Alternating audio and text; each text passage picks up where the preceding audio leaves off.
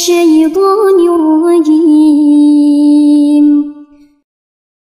Ya, secara singkatnya ya turun malaikat Jibril alaihissalam lalu menyampaikan kabar gembira kepada Rasulullah SAW. Abshir bin Nuraini, ya, kata malaikat Jibril alaihissalam, ya, aku berikan kabar gembira dengan datangnya dua cahaya. Dengan dua cahaya ini khusus diberikan kepada Muhammad SAW dan tidak pernah diberikan kepada nabi-nabi sebelumnya. Nah, apa itu dua cahaya itu? Surah Al-Fatihah dan penutup surah Al-Baqarah.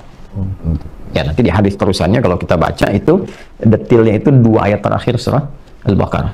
Amanar Rasul sampai la yukallifullahu nafsan illa wus'aha. Nah, komen yang paling menarik saya ingin tunjukkan di akhirnya tuh, yang kalau dibacakan setiap hurufnya, ya, setiap hurufnya dibacakan, tidak akan terjadi setelah bacaan itu kecuali kalau kita minta apapun itu diberikan. Ya, kalau benar bacanya ya. Nah, lihat nih komennya. Ya, bismillahirrahmanirrahim. Qala, saya sampai ujungnya saja, ya. Lan taqra'a bi harfin minhuma illa u'titahu. Tidaklah engkau membaca satu huruf pun dari dua surah itu, Al-Fatihah dan Al-Baqarah, khususnya yang terakhirnya, dua ayat terakhir, ya. Illa u'titahu, kecuali kalau engkau kemudian berharap sesuatu, berdoa minta sesuatu, setelah itu berpotensi dikabul kalau benar berdoanya, ya. Nah, sekarang hadis ini memberikan kesan bahwa surah Al-Fatihah dan surah Al-Baqarah, ya, khususnya dua ayat terakhirnya, kalau kita ambil Al-Fatihahnya dulu, ya, karena pertanyaan tadi di Al-Fatihah, ini memiliki keutamaan yang bisa digunakan untuk tawassul. Tawassul itu menjadikan amal soleh sebagai perangkat yang kita mohonkan dengan amal soleh itu kepada Allah untuk mengabulkan doa atau memudahkan apa yang akan kita kerjakan atau menggapai apa yang kita harapkan. Ya, dari mana Ustadz itu konsep tawasul adanya? Allah langsung sampaikan. Di mana? Surah Al-Maidah ayat berapa? Ayat 35. Ya ayyuhalladzina amanu taqullaha wabtaghu ilaihil wasilah. Hai semua orang yang beriman, ya kan? Tingkatkan takwamu kepada Allah dan carilah dengan amalan takwa itu wasilah. Wabtaghu ilaihil wasilah. Jadi kalau rezeki misalnya ingin sesuatu, ya, yang dimudahkan oleh Allah, mau kerja nih dapat kemudahan, istri mau lahiran tadi kan, nah, biasanya fitrah kita kan minta berdoa kan, ya kan? Nah, doa itu bagian dari tawassul, amal soleh, itu fitrah manusia kan. Kalau dia merasa lemah, dia minta kepada Allah kan, kepada Tuhannya kan. Nah, doa ini bagian dari tawassul. Nah, apa yang dibaca dalam doa ini? Di antara sekian yang bisa kita bacakan dalam doa, surah Al-Fatihah. Nah, jadi Al-Fatihah ini bukan sekedar surah yang diturunkan, ya, surah biasa, tapi surah ini juga bisa berperan sebagai wasilah, ya, yang kita bisa tawasulkan, memohon kepada Allah dengan bacaan surah itu, bahwa Allah mengabulkan hajat kita, mempermudah urusan kita, ya kan? Mengantarkan apa yang kita harapkan, mendatangkan apa yang kita inginkan. Itulah peran Al-Fatihah. Yang nerangkan siapa? Rasulullah SAW. Nabi dari mana? Malaikat Jibril. Kemudian yang meminta kita membaca itu, bagian dari tawassul, siapa? Allah langsung, Rabbul Alamin, Tuhan kita. Jelas ya? Nah, ini diantara rahasia kenapa kemudian Al-Fatihah dibaca dalam sholat. Fungsi sholat apa? Ya, betul. Dia ada 5 fungsi sholat, ya, yang paling pokok, dan itu ada di dalam Quran. Di antara 5 ini, menariknya kita kan sholat 5 kali yang pokok kan, yang fardu kan. Nah, 5 kali sholat ada 5 keutamaan dalam Quran. Yang paling pokok tentang sholat. Di antara 5 itu, bila sholat kita benar, itu mempercepat terkabulnya doa.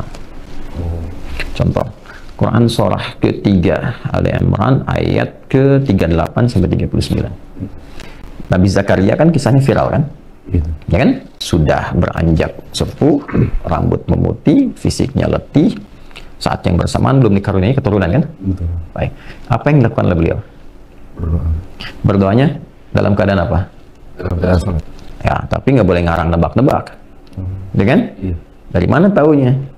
Nah, kembalikan ke ayat tadi, Ali Imran, Quran surah ketiga Ali Imran ayat 38 sampai 39. Hunalika da'a Zakaria rabbah. Di mihrab Maryam itu, di mihrab tuh. Nabi Zakaria berdoa, bermohon kepada Rabbnya, pada Allah Subhanahu wa taala. Qala rabbi habli min ladunka dzurriyyatan thayyibah innaka sami'ud du'a. Ya Allah, banyak orang memvonis bahwa istriku tak mungkin punya keturunan. Secara medis maaf divonis monofos dan mandul.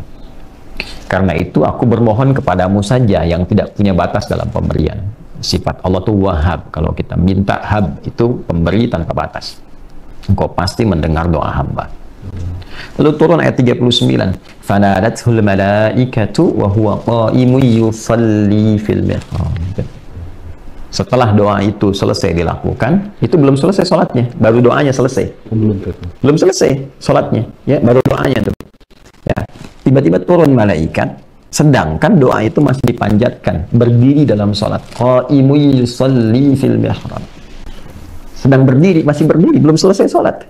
Turun malaikat. Ya, menyampaikan apa? Annallaha yubashshiruka bi Yahya.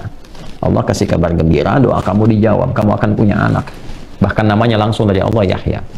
Yang hidup mustahil, kata manusia, lahir dari rahim seorang perempuan yang divonis monofos dan mandul, itu bayi yang hidup, kata Allah, nggak ada yang mustahil bagiku. Jadi dan hidup dia. Ya, disebut dengan apa? Yahya. Ya, di bahasa Latin atau di Eropa dikenal dengan John. Ya, Yahya itu. Yohanes atau John, ya, Yahya, Nabi Yahya alaihissalam. Itu terjadi jawaban itu saat apa? Sholat. Berdoa dalam sholat. Karena itu semua Nabi dan Rasul, kalau kita baca, lihat amalan mereka, ibadah mereka, itu semuanya sholat. Nabi Isa sholat, Quran surah ke-19 Maryam. Kalau baca dari ayat 31 sampai 33 itu, temukan. Kemudian Nabi Ismail alaihissalam sholat. Bahkan minta keluarganya sholat. Quran surah 19 ayat 55. Ya, wa kana ya'muru ahlahu bis shalah. Nabi Musa alaihissalam sholat. Quran surah ke-20 Taha ayat ke-14, wa aqimis sholata lidzikri. Jadi semua nabi, semua rasul itu sholat. Dan dalam sholatnya itulah dia menuangkan hajatnya, berdoa. Ya. Nah, umat Nabi Muhammad SAW oleh Allah juga dimintakan lewat Rasulnya, langsung dicontohkan. Rasul mulia paling agung, Rasulullah SAW, Nabi Muhammad SAW, diminta oleh Allah, diperintahkan menunaikan sholat, diajarkan oleh malaikat Jibril begini caranya sholat, dan di dalamnya ada permohonan hajat.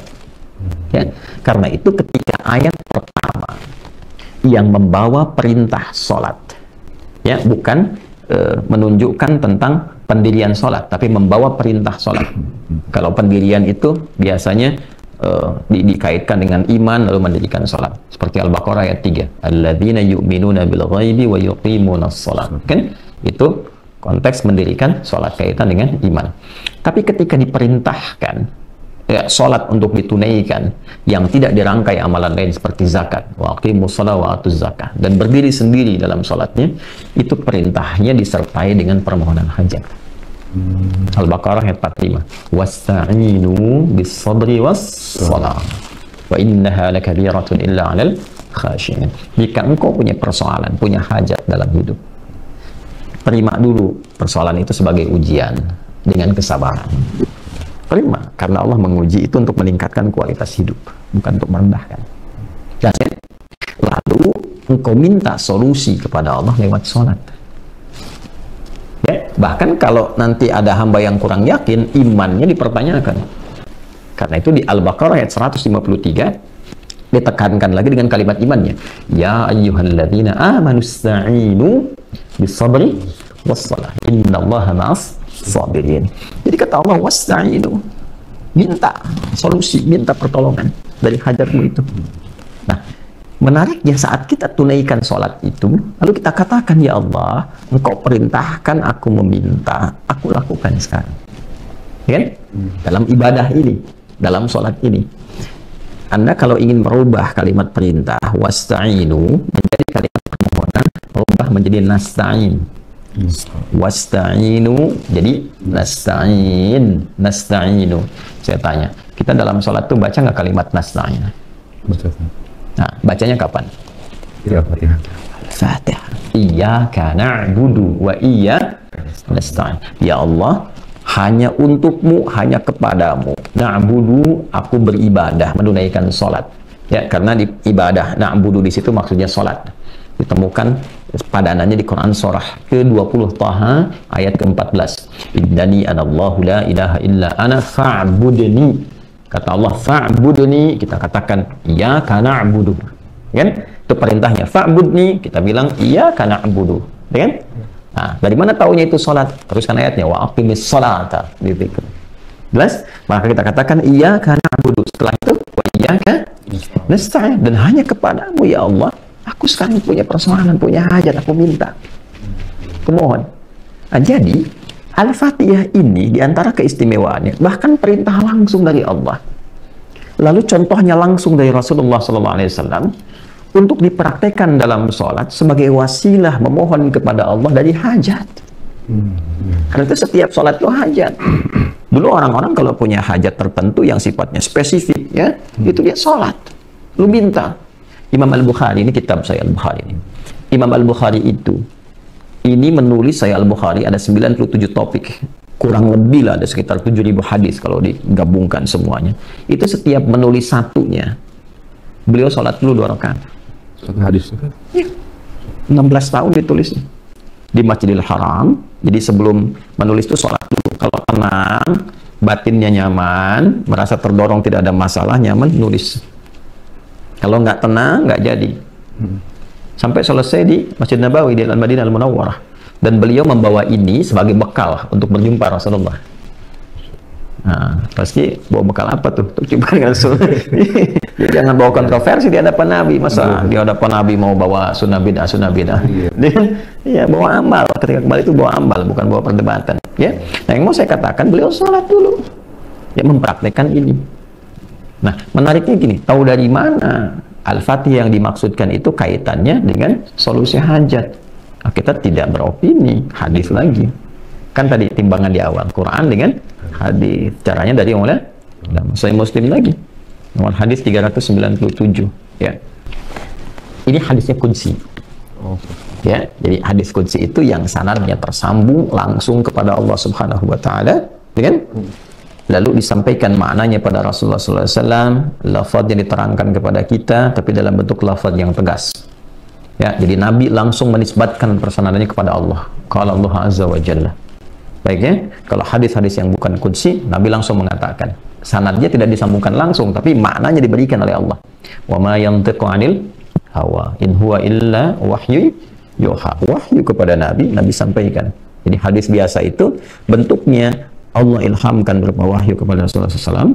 Beliau lafadznya langsung dari Nabi disampaikan. Nabi menyampaikan innamal a'malu binniyat. Lafadznya dari Nabi, tapi maknanya Allah yang sampaikan. Kalau Quran, lafadz dan maknanya langsung dari Allah.